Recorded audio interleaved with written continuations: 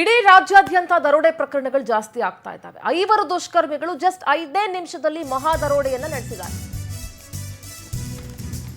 ರಾಜ್ಯವನ್ನೇ ಬೆಚ್ಚಿ ಬೀಳಿಸಿದಂತಹ ಮೈಸೂರಿನ ಜ್ಯುವೆಲ್ಲರಿ ಲೂಟಿ ಪ್ರಕರಣ. ಹುಣಸೂರಿನ ಸ್ಕೈ ಗೋಲ್ಡ್ ಅಂಡ್ ಡೈಮಂಡ್ ಶಾಪ್ನಲ್ಲಿ ನಡೆದಿರುವಂತಹ ದರೋಡೆ ಇದು. ಜ್ಯುವೆಲ್ಲರಿ ದರೋಡೆಯ ಎಕ್ಸ್ಕ್ಲೂಸಿವ್ ದೃಶ್ಯ ಪವರ್ ಟಿವಿಗೆ ಲಭ್ಯ ಆಗಿದೆ. ನಿನ್ನೆ ಮಧ್ಯಾಹ್ನ 2 ಗಂಟೆಗೆ 2 ನಿಮಿಷಕ್ಕೆ ಜ್ಯುವೆಲ್ಲರಿ ಶಾಪ್ಗೆ ಎಂಟ್ರಿ ಕೊಡ್ತಾರೆ. 2 ಗಂಟೆ 7 ನಿಮಿಷಕ್ಕೆ ಚಿನ್ನಾಭರಣದ ಸಮೇತ ಖದೀಮರು ಎಸ್ಕೇಪ್ ಆಗಿರ್ತಾರೆ. ಬಹಳ ಸ್ಪಷ್ಟವಾಗಿ ಪ್ಲಾನ್ ಮಾಡ್ಕೊಂಡಿದ್ದಾರೆ. ನೋಡಿ ಯಾವ ತರ ರಾಬ್ರಿ ನಡೆಸಿದ್ದಾರೆ ಅನ್ನೋದನ್ನ ನೀವು ದೃಶ್ಯಗಳಲ್ಲಿ ಗಮನಿಸ್ತಾ ಇರಬಹುದು. ಹೆದರ್ಸಿ ಬೆದರ್ಸಿ ಗನ್ ಪಾಯಿಂಟ್ ಅಲ್ಲಿ ಇಟ್ಟು ಯಾವ ತರ ರಾಬ್ರಿ ನಡೆಸ್ತಾರೆ ಅಂತ ಗಮನಿಸ್ತಾ ಇದ್ದೀರಾ. ಮಾಸ್ಕ್ ಹಾಕೊಂಡಿದ್ದಾರೆ, ಗನ್ ಪಾಯಿಂಟ್ ನಲ್ಲಿ ಇಟ್ಟು ರಾಬ್ರಿ ನಡೆಸಿದ್ದಾರೆ ದುಷ್ಕರ್ಮಿಗಳು. ಚಿನ್ನದಂಗಡಿ ದರೋಡೆ ಕೇಸ್ನ ಪಿನ್ ಟು ಪಿನ್ ಮಾಹಿತಿ ಪವರ್ ಟಿವಿಗೆ ಸಿಕ್ಕಿದೆ. ಸೆಕೆಂಡ್ ಟು ಸೆಕೆಂಡ್ ಮಾಹಿತಿ, ಪಿನ್ ಟು ಪಿನ್ ಮಾಹಿತಿ ಪವರ್ ಟಿವಿಗೆ ಲಭ್ಯ ಆಗಿದೆ. ರಾಜ್ಯಾದ್ಯಂತ ದರೋಡೆ ಪ್ರಕರಣಗಳು ಜಾಸ್ತಿ ಆಗ್ತಾ ಇದ್ದಾವೆ. ರಾಜಾರೋಷವಾಗಿ ಹಾಡಹಗಲಲ್ಲೇ ಬಂದು ದರೋಡೆ ಮಾಡ್ಕೊಂಡು ಹೋಗ್ತಾ ಇರುವಂತಹ ಪ್ರಕರಣಗಳು ಹೆಚ್ಚಾಗ್ತಾ ಇದ್ದಾವೆ. ರಾಜ್ಯದಲ್ಲಿ ಕಾನೂನು ಸುವ್ಯವಸ್ಥೆ ಯಾವ ಮಟ್ಟಕ್ಕಿದೆ ಅನ್ನೋದರ ಸಾಕ್ಷಿ ಇದು ಅಂತಾನೂ ಹೇಳ್ಬೋದು. 5 ನಿಮಿಷದಲ್ಲಿ ಚಿನ್ನಾಭರಣ ದೋಚ್ಕೊಂಡು ಎಸ್ಕೇಪ್ ಆಗ್ತಾರೆ. 7 ರಿಂದ 8 ಗನ್ಗಳನ್ನ ಬಳಸಿ 5 ನಿಮಿಷದಲ್ಲಿ ಕೆಜಿ ಗಟ್ಟಲೆ ಚಿನ್ನ ಲೂಟಿ ಮಾಡ್ಕೊಂಡಿದ್ದಾರೆ. ನಿನ್ನೆ ಮಧ್ಯಾಹ್ನ 2 ಗಂಟೆ 4 ನಿಮಿಷಕ್ಕೆ ಗನ್ಗಳ ಸಮೇತ ಈ ದರೋಡೆಕೋರರು ಎಂಟ್ರಿ ಕೊಡ್ತಾರೆ. 2 ಚೀಲದ ತರ ಇರುವಂತಹ ಬ್ಯಾಗ್ ತಂದಿದ್ರು ದರೋಡೆಕೋರು. ನೋಡಿ ಸಿಕ್ಕಿದ್ದನ್ನೆಲ್ಲ ಎತ್ಕೊಂಡು ಹೋಗ್ತಾ ಇದ್ದಾರೆ. ಹೆಲ್ಮೆಟ್ ಅನ್ನ ಹಾಕಿದ್ದಾರೆ. ಸಿಬ್ಬಂದಿ ಅಲ್ಲೇ ಇರ್ತಾರೆ, ಆದ್ರೆ ಸಿಬ್ಬಂದಿ ಹೆಲ್ಪ್ಲೆಸ್ ಆಗ್ಬಿಡ್ತಾರೆ. ಯಾಕೆ ಅಂದ್ರೆ ಗನ್ಗಳನ್ನ ತೋರಿಸ್ತಾರೆ. ಗನ್ ಪಾಯಿಂಟ್ ನಲ್ಲಿ ಇಟ್ಟು ದರೋಡೆ ಮಾಡಿರೋದು ಇದು. ಆ ಗನ್ಗಳು ಎಲ್ಲಿಂದ ಬಂತು, ಏನ್ ಕಥೆ, ಇದೆಲ್ಲವೂ ಕೂಡ ತನಿಖೆ ಆಗ್ಬೇಕಾಗಿದೆ. ಇಡೀ ರಾಜ್ಯವನ್ನೇ ಬೆಚ್ಚಿ ಬೀಳಿಸಿದೆ ಮೈಸೂರಿನ ಹುಣಸೂರಿನ sky gold and diamond shop ನಲ್ಲಿ ನಡೆದಿರುವಂತಹ ಈ ದರೋಡೆ ಪ್ರಕರಣ. ಚಿನ್ನಾಭರಣ ಒಂದ್ ಕಡೆ ಗುಡ್ಡೆ ಹಾಕೊಂಡು ದರೋಡೆಕೋರರು ಎಸ್ಕೇಪ್ ಆಗ್ಬಿಡ್ತಾರೆ. 5 ಜನರ ತಂಡದಲ್ಲಿ 2 ಮಾತ್ರ ಚಿನ್ನ ಗುಡ್ಡೆ ಹಾಕ್ತಾ ಇದ್ರು. ಒಬ್ಬ ಗನ್ ಹಿಡ್ಕೊಂಡು ಜ್ಯುವೆಲ್ಲರಿ ಶಾಪ್ ಸಿಬ್ಬಂದಿಯನ್ನ ಬೆದರಿಸ್ತಾ ಇದ್ದ. ಎಷ್ಟು ಧೈರ್ಯ ನೋಡ್ರಿ ಇವ್ರಿಗೆ. ಮತ್ತೊಬ್ಬ ಗನ್ ಹಿಡ್ಕೊಂಡು ಬಾಗ್ಲತ್ರನೇ ನಿಂತ್ಕೊಂಡಿದ್ದ. ಉಳಿದ 2 ಹೊರಗಡೆ 2 ವೀಲರ್ ಅಲ್ಲಿ ನಿಂತ್ಕೊಂಡು ಕಾಯ್ತಾ ಇದ್ರು. 5 ಜನ ದರೋಡೆಕೋರರ ತಂಡ ಈ ರಾಬ್ರಿಯನ್ನ ಮಾಡಿರೋದು. ಒಬ್ಬ ಗನ್ ಹಿಡ್ಕೊಂಡು ಗೇಟ್ ಹತ್ರ ಅಂದ್ರೆ ಎಂಟ್ರೆನ್ಸ್ ಅಲ್ಲಿ ಇದ್ದ. ಇನ್ನೊಬ್ಬ ಗನ್ ಹಿಡ್ಕೊಂಡು ಅಲ್ಲಿ ಸಿಬ್ಬಂದಿ ಹತ್ರ ಗನ್ ತೋರಿಸ್ತಾ ಇದ್ದ. ಇನ್ನಿಬ್ರು ದೋಚ್ಕೊಳ್ತಾ ಇದ್ರು ಚಿನ್ನಾಭರಣವನ್ನ. ಮತ್ತಿಬ್ರು 2 ವೀಲರ್ ಅಲ್ಲಿ ಹೊರಗಡೆ ಕಾಯ್ತಾ ಇದ್ರು. ಈ ಎಲ್ಲ ದೃಶ್ಯಗಳು ಪವರ್ ಟಿವಿಗೆ ಸಿಕ್ಕಿದೆ. 5 ನಿಮಿಷದಲ್ಲಿ ರಾಬ್ರಿ ಮಾಡ್ಕೊಂಡು ಹೋಗಿದ್ದಾರೆ. ನೋಡಿ ಏನು ಬಳೆ ಓಲೆ ಏನೇನ್ ಸಿಗುತ್ತೋ ಎಲ್ಲವನ್ನ ಎತ್ಕೊಂಡು ಹೋಗ್ತಾ ಇದ್ದಾರೆ. ಬಹಳ ದೊಡ್ಡ ಶಾಪೇನೆ ಜ್ಯುವೆಲ್ಲರಿ ಶಾಪ್ ಇದು. ಇದು ಯಾರೋ ಒಂದು ದಿವಸಕ್ಕೆ ಮಾಡಿರೋದಕ್ಕೆ ಸಾಧ್ಯ ಇಲ್ಲ. ಸರಿಯಾಗಿ ಪ್ಲಾನ್ ಮಾಡಿಕೊಂಡು ಹೊಂಚಾಕಿ ಮಾಡಿದ್ದಾರೆ. ಅದು ಹೆಲ್ಮೆಟ್ ಹಾಕೊಂಡಿದ್ದಾರೆ, ಇನ್ನೊಬ್ಬ ಮಾಸ್ಕ್ ಹಾಕೊಂಡಿದ್ದಾನೆ. ನೋಡಿ ಯಾವ ತರ ಅಲ್ಲಿ ಸಿಬ್ಬಂದಿಯನ್ನ ಗನ್ ಪಾಯಿಂಟ್ ನಲ್ಲಿ ಇಟ್ಟು ಬೆದರಿಸ್ತಾ ಇದ್ದಾರೆ ಅನ್ನೋದನ್ನ ನೀವು ದೃಶ್ಯಗಳಲ್ಲಿ ಗಮನಿಸಬಹುದು. ಕರ್ನಾಟಕದ ಖದೀಮ್ರೆ ರಾಬ್ರಿ ಮಾಡಿದಾರಾ ಅಥವಾ ಬೇರೆ ರಾಜ್ಯದಿಂದ ಬಂದು ಏನಾದ್ರು ಮಾಡಿದಾರಾ ಅನ್ನೋದನ್ನ ಗಮನಿಸಬೇಕಾಗುತ್ತೆ. ದರೋಡೆಯ ಮತ್ತಷ್ಟು ಸಿಸಿಟಿವಿ ಕ್ಯಾಮೆರಾ ದೃಶ್ಯಗಳು ಲಭ್ಯ ಆಗಿದೆ. ಶಾಪ್ ಮ್ಯಾನೇಜರ್ ಮೇಲೆ ಹಲ್ಲೆ ನಡೆಸಿದ್ರು ದರೋಡೆಕೋರರು. ಸಿಬ್ಬಂದಿ ಕೂಡ ಹೆಲ್ಪ್ಲೆಸ್ ಆಗ್ಬಿಡ್ತಾರೆ. ಆ ಸಂದರ್ಭದಲ್ಲಿ ಜೀವ ಭಯ ಇರುತ್ತೆ. ಏನಾದ್ರು ಶೂಟ್ ಗೀಟ್ ಮಾಡ್ಬಿಟ್ರೆ ಏನಪ್ಪಾ ಕಥೆ ಅಂತ. ಯಾಕೆಂದ್ರೆ ಆ ಸಂದರ್ಭದಲ್ಲಿ ಈ ದರೋಡೆಕೋರರು ಏನ್ ಬೇಕಾದ್ರೂ ಮಾಡ್ತಾರೆ, ಏನ್ ಬೇಕಾದ್ರೂ ಮಾಡೋದಕ್ಕೆ ಸಿದ್ಧವಾಗಿರ್ತಾರೆ. ಪ್ರತಿರೋಧ ಒಡ್ಡಿದ್ದಕ್ಕೆ ಹಲ್ಲೆ ಮಾಡಿದ್ರು ದರೋಡೆಕೋರರ ಗ್ಯಾಂಗು. ಮೊದಲಿಗೆ 2 ಬೈಕ್ ನಲ್ಲಿ ಬಂದು ಶಾಪ್ಗೆ ಎಂಟ್ರಿ ಕೊಡ್ತಾರೆ. ಸಿಸಿಟಿವಿಯಲ್ಲಿ ದರೋಡೆಕೋರರ ಮೂಮೆಂಟ್ಸ್ ಎಲ್ಲವೂ ಕೂಡ ಕ್ಯಾಪ್ಚರ್ ಆಗಿದೆ. ಎವ್ರಿ ಸೆಕೆಂಡ್ ಮೂಮೆಂಟ್ ಕ್ಯಾಪ್ಚರ್ ಆಗಿದೆ ಸಿಸಿ ಕ್ಯಾಮೆರಾದಲ್ಲಿ. ಎಷ್ಟು ರಾಜಾರೋಷವಾಗಿ ಬಂದು ಪೊಲೀಸರ ಒಂದಿಷ್ಟು ಭಯ ಇಲ್ಲದೆ ಯಾವ ತರ ಲೂಟಿ ಮಾಡ್ತಾ ಇದ್ದಾರೆ ಅನ್ನೋದನ್ನ ನೀವು ದೃಶ್ಯಗಳಲ್ಲಿ ಗಮನಿಸಬಹುದು. ಈ ಬ್ಯಾಂಕ್ ATM ಲೂಟಿ ಇರ್ಬೋದು ಅಥವಾ ಗೋಲ್ಡ್ ಶಾಪ್ ಜ್ಯುವೆಲ್ಲರಿ ಶಾಪ್ಗಳ ಲೂಟಿ ಇರ್ಬೋದು. ಇತ್ತೀಚಿನ ದಿನಗಳಲ್ಲಿ ಬಹಳ ಹೆಚ್ಚಾಗ್ತಾ ಇದೆ. ನೀವು ದೃಶ್ಯಗಳಲ್ಲಿ ಗಮನಿಸ್ತಾ ಇದ್ದೀರಾ. Pin to pin second to second visuals ಅನ್ನ ನೋಡ್ಬೋದು ನೀವು. ಯಾವ ರೀತಿ ದೋಚ್ಕೊಂಡು ಹೋಗ್ತಿದ್ದಾರೆ. ಅಲ್ಲಿ ಕಸ್ಟಮರ್ಸ್ ಕೂಡ ಇರ್ತಾರೆ.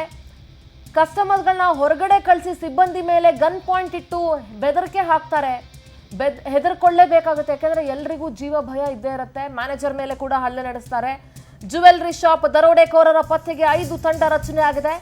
ಎಷ್ಟು ಚಿನ್ನ ದರೋಡೆ ಆಗಿದೆ ಅನ್ನೋದ್ರ ಬಗ್ಗೆ ಇನ್ನೂ ಮಾಹಿತಿ ಸಿಕ್ಕಿಲ್ಲ. ಅಂಗಡಿ ಮ್ಯಾನೇಜರ್ ಸಿಬ್ಬಂದಿಯ ವಿಚಾರಣೆಯನ್ನ ಪೊಲೀಸರು ನಡೆಸ್ತಾ ಇದ್ದಾರೆ. ಎಲ್ಲ ಆಯಾಮಗಳಲ್ಲೂ ತನಿಖೆ ನಡೀತಾ ಇದೆ.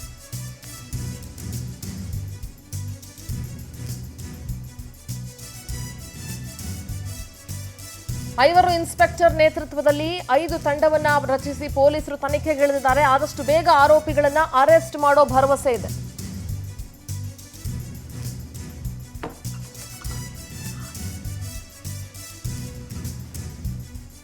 ದರೋಡೆ ಬಗ್ಗೆ ಮೈಸೂರಿನ ಎಸ್ಪಿ ವಿಷ್ಣುವರ್ಧನ್ ಹೇಳಿಕೆ ಕೊಟ್ಟಿದ್ದಾರೆ. ನೋಡಿ, ದರೋಡೆಕೋರರು ದೋಚ್ಕೊಂಡು ಎಸ್ಕೇಪ್ ಆಗ್ತಾ ಇರುವಂತ ದೃಶ್ಯ ನೀವು ನೋಡಬಹುದು. 2 ಬೈಕ್ಗಳಲ್ಲಿ ಇರುವಂತ ದೃಶ್ಯ ಅದು. ಒಂದು ಬೈಕಲ್ಲಿ ಇಬ್ರು ಕೂತ್ಕೊಂಡಿದ್ದಾರೆ. ಒಂದು ದೊಡ್ಡ ಚೀಲದಂತರ ಬ್ಯಾಗ್ ತಂದಿದ್ದಾರೆ ನೋಡಿ. ಆ ಬ್ಯಾಗ್ಗಳಲ್ಲಿ ಚಿನ್ನಾಭರಣ ಲೂಟಿ ಮಾಡ್ಕೊಂಡು ಹೋಗ್ತಾರೆ. ಎಲ್ಲಿ ಅವರು ಏನು ಎತ್ತ ಅನ್ನೋದ್ರ ಬಗ್ಗೆ ಸ್ಪಷ್ಟನೆ ಸಿಕ್ಕಿಲ್ಲ. ಪೊಲೀಸರು 5 ತಂಡವನ್ನ ರಚಿಸಿ ಈಗ ತನಿಖೆಗಿಳಿದಿದ್ದಾರೆ.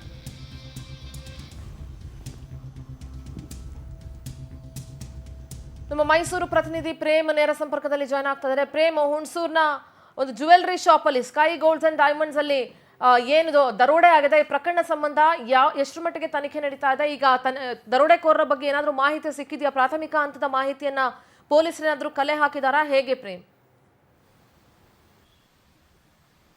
ಸಿಂಧೂರ, ಏನು ಮೈಸೂರು ಜಿಲ್ಲೆಯ ಹುಣಸೂರಿನ ಹೃದಯ ಭಾಗದಲ್ಲಿ ಇಂಥದ್ದೊಂದು ಘಟನೆ ನಡೆದಿರುವಂಥದ್ದು. ಅಂದರೆ ಬಸ್ ಸ್ಟ್ಯಾಂಡ್ ಹಿಂಭಾಗ ಮತ್ತು ಜನರು ಓಡಾಡುವಂಥ ಸ್ಥಳದಲ್ಲೇ ಇಂಥದ್ದೊಂದು ಘಟನೆ ನಡೆದಿರುವಂಥದ್ದು.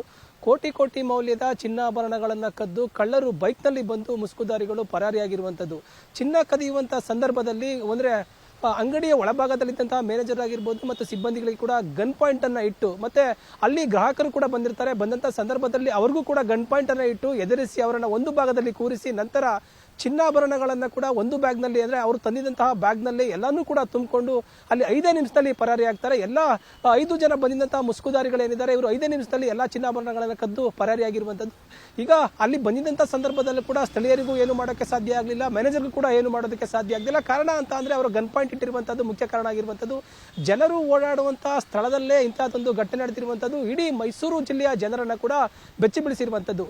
ಈ ಘಟನೆ ಹಿನ್ನೆಲೆ ಕೂಡ ಸ್ಥಳಕ್ಕೆ ಎಡಿಜಿಪಿ ಬೋರ್ಲಿಂಗವರು ಆಗಿರ್ಬೋದು ಮತ್ತೆ ಜಿಲ್ಲಾ ವರಿಷ್ಠಾಧಿಕಾರಿಗಳು ಎಸ್ಪಿ ಅವರು ಕೂಡ ಸ್ಥಳಕ್ಕೆ ಭೇಟಿ ನೀಡಿ ನಿನ್ನೆ ಅಷ್ಟೇ ಕೂಡ ಪರಿಶೀಲನೆ ಮಾಡ್ತಿರುವಂತದ್ದು. ಶ್ವಾನದನ ಆಗಿರ್ಬೋದು ಮತ್ತೆ ಬೆರಳಚ್ಚುತಳ ಆಗಿರ್ಬೋದು ಎಲ್ಲ ಆಯಾಮಗಳಿಂದನೂ ಕೂಡ ಪರಿಶೀಲನೆ ನಡೆಸಿರುವಂತದ್ದು. ಈಗ ಜಿಲ್ಲಾ ವರಿಷ್ಠಾಧಿಕಾರಿಗಳು ಕಳ್ಳರ ಒಂದು ಸೆರೆಗೆ ಬಲೆ ಬೀಸಿರುವಂತದ್ದು.